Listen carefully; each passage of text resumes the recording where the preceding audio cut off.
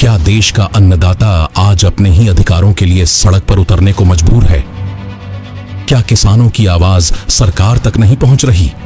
और आखिर क्यों किसानों को अपनी मांगों के लिए अर्धनग्न होकर प्रदर्शन करना पड़ रहा है? आज हम बात कर रहे हैं नर्मदापुरम के उस किसान आंदोलन की जिसने पूरे प्रदेश का ध्यान अपनी ओर खींच लिया है।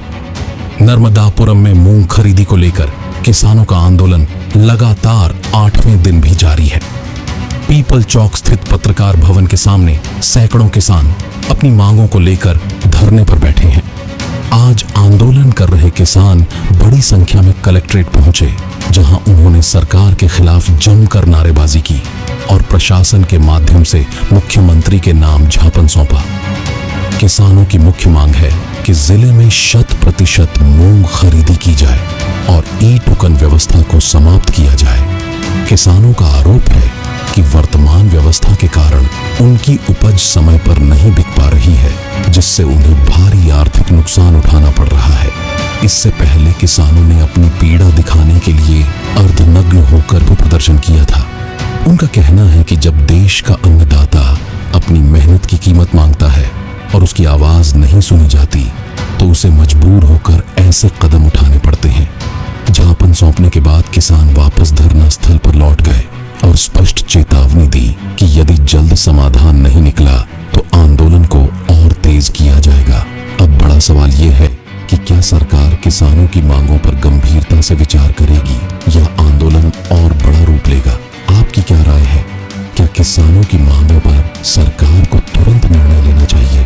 अपनी राय हमें कमेंट में जरूर बताइए। ऐसी ही हर बड़ी और जमीनी खबर के लिए करणी सेना न्यूज मध्य प्रदेश को सब्सक्राइब करें, वीडियो को लाइक करें और ज्यादा से ज्यादा शेयर करें।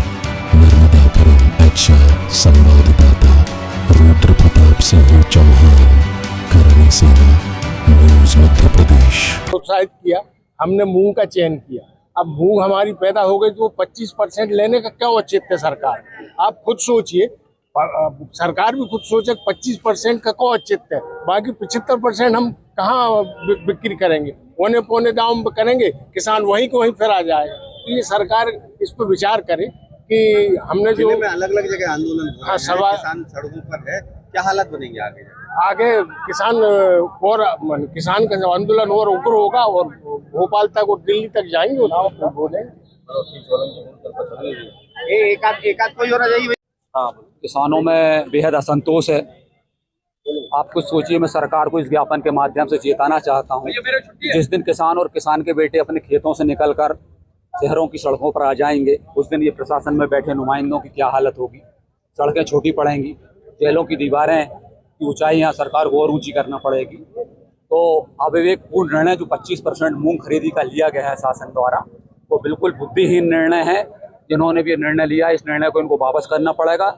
किसानों की 100% मूंग की इनको खरीदी करना पड़ेगा। आज हम रोड पर हैं, कल हम रेलों की लाइन पर भी दिखाएंगे। यहाँ एक दौर से गुजर रहा है, आपको भी जानकारी में बहुत विषय हैं, परंतु अब ऐसा लग रहा है कि पीड़ा बढ़ते जा रही है और किसान सही समय पर आगाह करने के बाद, निवेदन करने के बाद भी समस्याओं का निराकरण नहीं कर रही है, ऐसा प्रतीत हो रहा है। अभी आपको भी विदित है कि मूंग का जो उपार्जन हुआ उसको 100% खरीदना चाहिए। 25% की घोषणा हुई है, जो नाकाफी है। और ये बड़ा अजीब सा विषय है, मतलब इसको कोई भी स्वीकार करने वाला विषय ही नहीं है कि जो चीज़ हमारे पास पैदा हुई हो उसको हम 25% यहाँ बेचें और 75% औने पौने दाम पे बाजार में बेचें। ये कैसे भिन्नता है? विज्ञापन दिया। दूसरी बात, इस संबंध में इस विषय को हमने प्रमुखता से रखा है। दूसरी बात, जो ई टोकन प्रणाली है, हम शासन की ई टोकन व्यवस्था का अनादर नहीं कर रहे हैं या उसको खारिज नहीं कर रहे हैं, पर व्यवस्था सुचारू तो हो। उस व्यवस्था से हम देख रहे हैं कि किसान खाद नहीं ले पा रहे हैं। उस व्यवस्था को तत्काल दुरुस्त किया जाए और अभी जब तक वो व्यवस्था सही ना हो, तब तक ई टोकन प्रणाली बंद करके खाते बही के हिसाब से और जो सरकारी संस्थाएं होती हैं या अन्य जो माध्यम बनाए सरकार, उनके माध्यम से खादों का सुगमता से वितरण कराए। 10 घंटे कटौती, 10 घंटे की बिजली देने की आप लोगों ने बात की है सरकार ने, तो 10 घंटे पूरे तो हों। 4-4, 5-5 घंटे मेंटेनेंस के नाम पे 1 या 2 दिन में एक बात चलती है। खरीदी का फैसला नहीं लिया जाता है तो क्या किया जाएगा आगे और आंदोलन? देखिए साहब, हम तो अब किसानों की पीड़ा को हमने सबने समझा और आप भी देख रहे होंगे कि यह कोई भगवती चौरे का विषय नहीं है। वरिष्ठ किसान आए हैं, क्षेत्र के वरिष्ठ ऐसे लोग हैं जो प्रभावी लोग हैं वो आए हैं। आगे और आंदोलन होगा? आगे आंदोलन क्यों नहीं होगा? अगर हम रोड पर हैं, हम रोड पर अगर आ गए हैं तो हम रोड पर रहेंगे।